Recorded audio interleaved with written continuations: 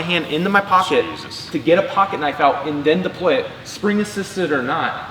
While he has a hand on my firearm, I now have to take my hand into my pocket, which is now trapping me even worse, and one hand that is now not defending, so it's the 1v2 plus body weight that I have to pull out. Plus your primary hand that would draw that weapon. Correct. And that's assuming that I carried the knife on the same side as the firearm, where if it was opposite, it may work, but again, it's going to increase time, because in a fight like this, it comes down to seconds and milliseconds, just like a gunfight. Yeah. This is a gunfight without the gun being deployed yet. So that's my theory on carrying a edged weapon, is the edged weapon is not, this is lethal, whether you like it or not. This is not a non-lethal use of force. This is going to be a lethal use of force, right? Well, if I have a gun and a knife on me, I'm going to pull the gun, because if I'm going to get charged, you're going to get charged the same way if it's a firearm or a knife, okay? Unless obviously my rounds are hitting civilians, where a knife I would probably have to like throw it. But I carry the knife as retention, because in case someone tries to grab my gun or jams me up, right? So this is my secondary use. I'm not going to pull the knife, I'm going to pull the gun. You go to trap the gun, I have my knife specifically to get you off my gun in order to deploy. You know, that's interesting. It's crazy too, and we don't need to go all the way down this rabbit hole, but I've had conversations with dudes where the topic has come up of, if you had gun and knife on you, and in certain encounters, based on circumstances, the gun is not the tool.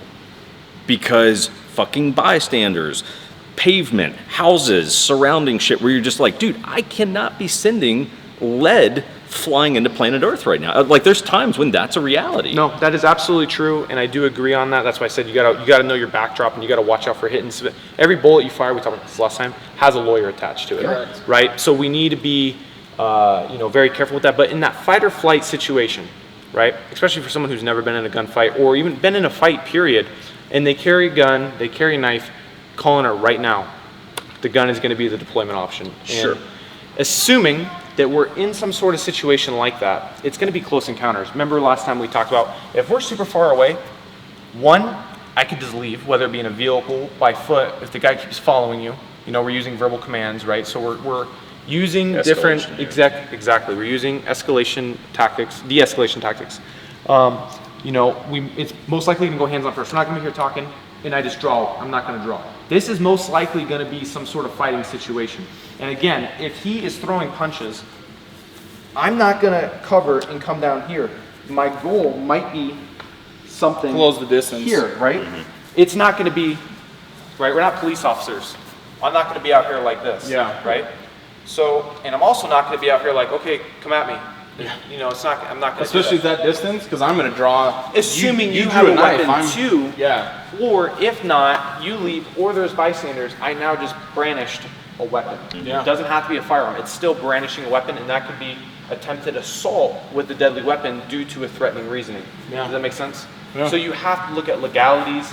Obviously, a lot of people who carry firearms, they either don't train hands-on techniques. They don't train blade options or flashlights. Flashlights can work the same exactly as a knife, and they don't study or recognize the legal stuff. Yeah. So you need to be well-rounded, because if you're going to carry, like we were talking the other day, if you carry a firearm, you need to be responsible. Yeah. This is a tool that can hurt yourself or hurt others. It's just a tool, right? Yeah. But you got to know the consequences of using it. And a lot of people, they're like, oh, well, self-defense, I should be fine.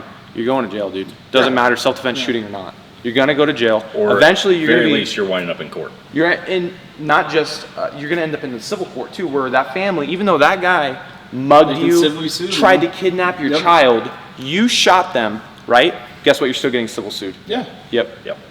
When I was doing my use of deadly force certification for the state of Arizona, I found out that even in a self-defense shooting, the average court fees are $500,000 to $600,000.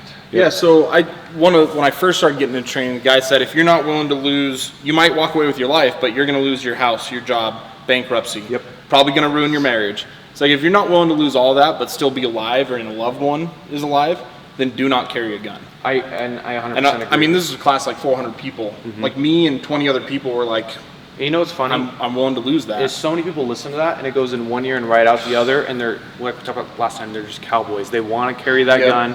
They want to be the hero. They want to be the John Wick. And these are the guys who end up in shootings that should have never even been a shooting. Correct. It could have been, we're talking crap, we end up in a fight, I draw a gun and shoot, where this could have been, you know what, I'm leaving. You know, like we talked about last time, walking away sometimes, most of the time, is gonna be your best option.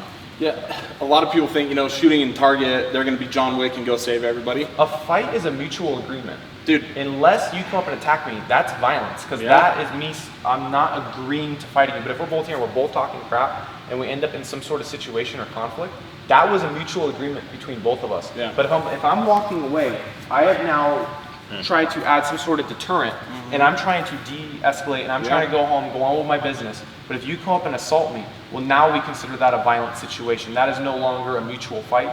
That is something where I may have to deploy some sort of lethal option, and that is something that obviously will be brought up in the court is, did you have the option to escape? Why did you go in there? I tried. I tried multiple times, verbally and physically, by getting away from the subject that was causing the issue.